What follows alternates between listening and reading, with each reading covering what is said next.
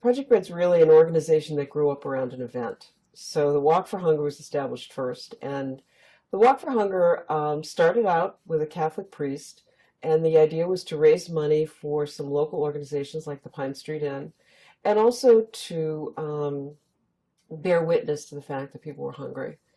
And that social justice feeling, that social justice part that's like our root and our soul, is still with us. So we do it in more sophisticated ways. We work with school systems. We work with technology. But that root, that beginning, that good food is really a right, and that people have dignity, and they don't deserve to exchange their dignity for a bag of groceries. That's been with us since the beginning. I mean, it colors almost everything that we do.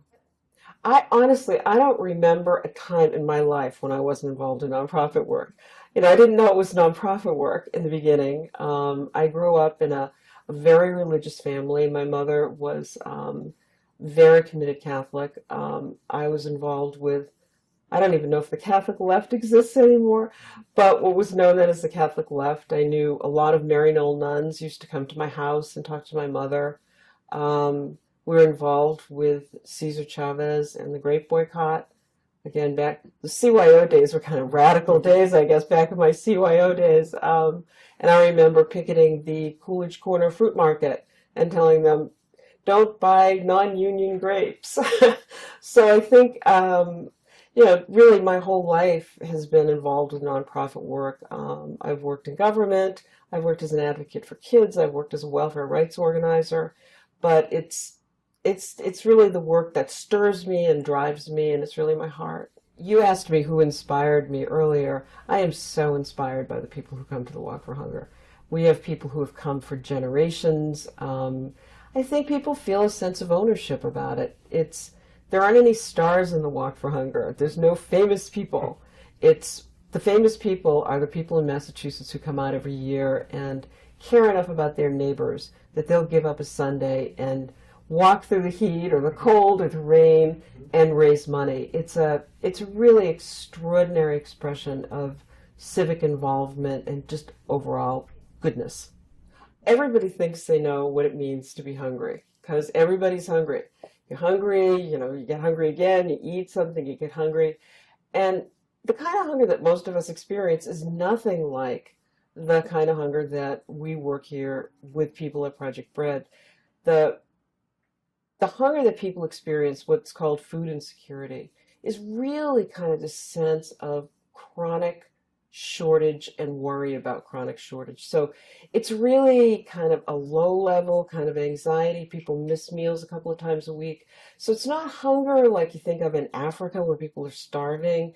It's really a symptom of poverty, and it's just not having enough to make it and always being scared you're not going to have enough to make it and not really knowing how you're ever going to get good food and worrying about your kids and scrimping and saving and at the end of the month not having enough money. It's a really it's a very powerful experience for people, and it's a very life-changing experience for people. We depend on 40,000 plus donors every year to keep our work going. So a lot of organizations will have one or two really outstanding philanthropists.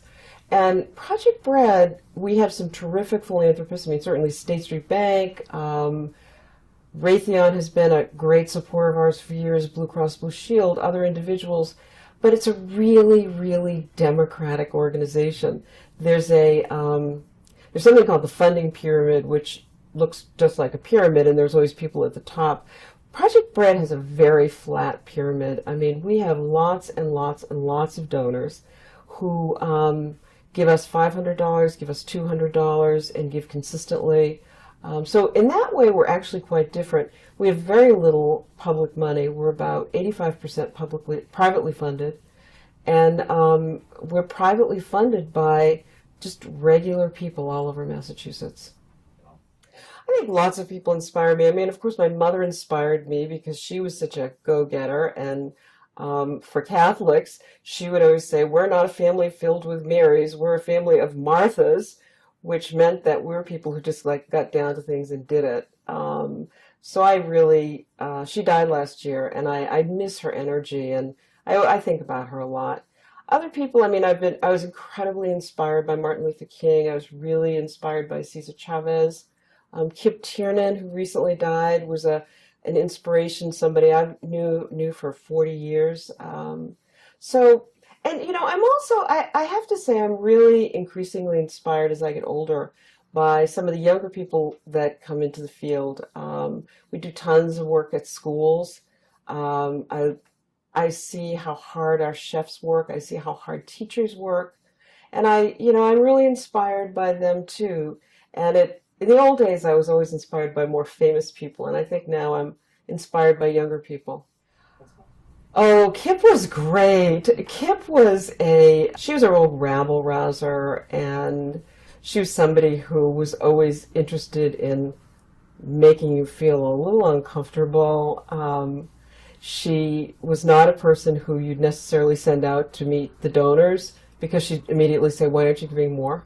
Um, Kip was just, she was great. She had incredible passion. She had a wonderful spirit. She had deep, deep, deep empathy for poor women, and she always told the truth. Sometimes it's hard to see that people are really struggling in Massachusetts because there's a huge income gap here, and there's certain communities you go in and everything just looks great.